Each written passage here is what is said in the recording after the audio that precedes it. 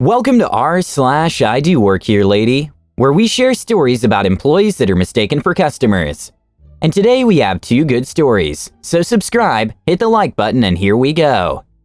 The first story is, Supervisor Karen doesn't understand that I do work here. So this will be my first post here. I was explaining this to a few friends, and they suggested that I go and post this here. Let's get some of the basics out of the way. Me, myself. K, Supervisor Karen. FM, Field Manager. PO1, Police Officer Number 1. PO2, Police Officer Number 2. PS, Police Sergeant. F, Friendly Coworker. Prologue. Alright, so the story starts off with myself and my coworker. At the time, we both worked in California, in G4S, Guards for Service, which is a pretty big security company. I was on Graveyard, and at the time, this wasn't my main post I was at. I was just sent here to give a hand with a guard that called off, and apparently the supervisor wasn't given any information on my arrival. Main story. This was before COVID was a thing, back in 2019. It was peak season in November, and I was a guard that was asked to come take up a post at the Farmer Joe's distribution center in Bloomington, California. It was a graveyard post, and my friend that I knew for years had been working at this post. Now, the field manager had called me in and asked me if I could work here for the night, which at the time I didn't mind taking the extra overtime. After I was shown around at the time by the shift supervisor that was there, I was let off to go about my business like any other person. It was a 10 p.m. to 8 a.m. shift. Yes, 10 hours. Yay. It all started around 1 a.m. when the head supervisor came, which in the company is known as a post commander, and all guard captains are required to call the post commander by their rank, which is captain. I refused to call someone captain unless they served. Me, minding my own business in the Trader Joe's yard, helping trucker back into their gates. Until I heard someone come up behind me, and all suddenly hearing a yelling. K, excuse me, who the F are you? Me, my name is Kyle, nice to meet you. I was told to come work this shift by another manager. K, no, I asked for someone specifically. I didn't ask for a fat A like yourself. Me, now at this moment in time I was getting very peeved off because of her general rudeness and questioning in my mind. Someone specific? Well, they sent me, and I'm sorry you didn't get who you wanted, but I'm only here to do a job that the FM, field manager, has sent me out to do. K, well, you can kindly escort yourself off the property for trespassing, as I did not request you to come to my site, mister. Otherwise, you'll leave me no choice but to call the police. Me, sorry, but as required by the FM, I'm to stay at the post until the end of my shift. I was asked to do a job, and I will be doing the job regardless. You can call the police if you want. I'll call the field managers. Now I was peeved and wanted nothing more from her, but she actually did go away and called the police on me. They showed up roughly 30 minutes later. PO1 shows up with partner, which is PO2. What's the commotion all about? Me, sir, if I may. Before I could continue, the PC shouted out to the cops and interrupted me talking. K, officers, you need to arrest this man immediately. He threatened to kill me with a knife, and he's trespassing on this property. Me, I gave a massive sigh, as both the officers were confused because I'm clearly wearing a G4S standard issue uniform that has all the patches on the uniform, but because they heard knife, this is what happened. PO2 pulls out handgun. On the ground now, hands behind your back. PO1, he follows by placing handcuffs on me. Me, now even though I'm restrained, the second officer still has his gun pointed at me, like I'm an active threat with metal cuffs on me. I'm not gonna lie, I nearly SH myself because I thought I was going to get shot for no reason. I did indeed have a pocket knife on me, but that was mainly because I had a backpack full of munchies that I used the knife to open the bags with, but it was literally a keychain pocket knife. PO1 searches my pockets and finds the knife, and escorts me back to the vehicle, where I am then placed in the back of the vehicle still in handcuffs. F. At this point in time, my friend comes to see what the commotion is all about. Hey officers, what's going on here? PO1, Mr., myself, is being placed under arrest for possession of a deadly weapon and charged with threatening that woman over there of killing her. He's also charged with trespassing. F. Wait, what? Deadly weapon are you talking about? And he would never threaten someone's life even if he hated them. He's not that kind of person that would want that to happen. And he's not trespassing. He was asked to come work here. PO1. Well, that woman over there claims that he threatened her and that he's trespassing on this property. F. Sir, I can assure you that none of this is true. He was called up on his day off to come down here and work. If he wasn't supposed to be working, he wouldn't be here. PO1. Well, if you can find me the evidence that supports these claims, then I'll release him. Until then, it's a he said, she said situation, and he did have a knife on him. Me, still sitting in the back of the car with the door opened, I asked my coworker to call the field manager and have her come down here immediately. I also told him to grab the Trader Joe's manager to pull surveillance tapes, as where I was standing with the supervisor, there was a camera there with audio. F. He pulled out his phone and called the field manager and told her of the situation. Then he rushed inside to grab the building manager. PO1 and PO2. Both are talking with Karen, a little bit away from the vehicle, and I can barely hear, but I guess one of the police officers called for a supervisor of their own.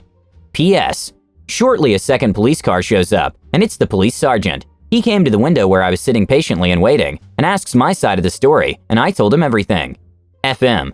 Finally, the field manager shows up with our office's regional director. F. Comes outside with the manager of the building. All. Everyone pretty much calmly talks at this point, since there were so many stories being thrown around. FM. Myself. Why are you in the back of the police car? Me. Well, that's why I had friend call you. Is because that psycho B decided to have the cops called on me for trespassing and added an extra decision by telling the cops that I threatened her with a knife. FM and director. Both look towards the police and gets their attention. Director. Officers, this is all a big misunderstanding. Myself was called on his day off to come work at this post, as per asked by field manager. PS. Alright, well that doesn't explain the threat with the knife. Manager of building. I can take you inside where I can show you the cameras which have audio recording. Police sergeant and building manager goes inside to look over the footage. Now at this point in time you can see Karen effed up because she turns pale effing white. Knowingly she's just gotten herself in trouble. PS returns and pulls myself out of the car and takes the handcuffs off of me, then hands me back my knife and my backpack. Alright, I've reviewed the footage and there's no hostile threats from you. All charges are going to be dropped and you're free to go. Me. Thank you, officer. I appreciate your assistance with this matter. PS walks over to Karen and places handcuffs on her. Karen, you're under arrest for lying to law enforcement, filing a false police report, and calling for false emergency. After the whole situation went down, the stupid dumb A Karen went to jail that night. I didn't ever see her again. I went to a meeting with my manager, the field manager, and the director. They told me the situation had been handled and offered me the post commander position there. I asked what happened to Karen, even though I really didn't care. They told me she was released the next day and completely fired and banned from ever applying with G4S. I then turned down the request for post commander, as the drive alone would kill my gas. 2 weeks later, I left G4S, got a better paying position in Allied Universal, and the drive was 3 times closer than my last post.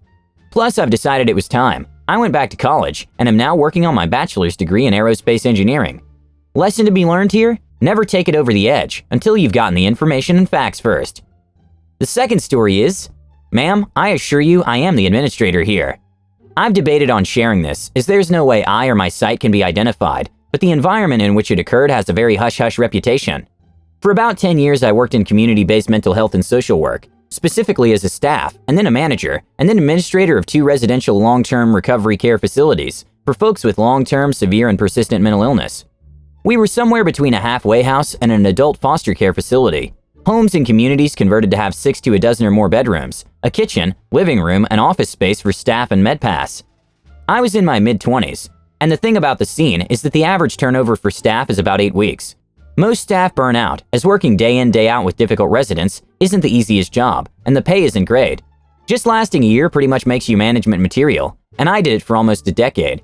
So that by the time I was 27, I was the admin of 2 sites, and managed most of the touring, admissions, intake, and discipline, write-ups, and evictions. Not everyone takes the kid in blue jeans and Mastodon t-shirt seriously, which was fine with me.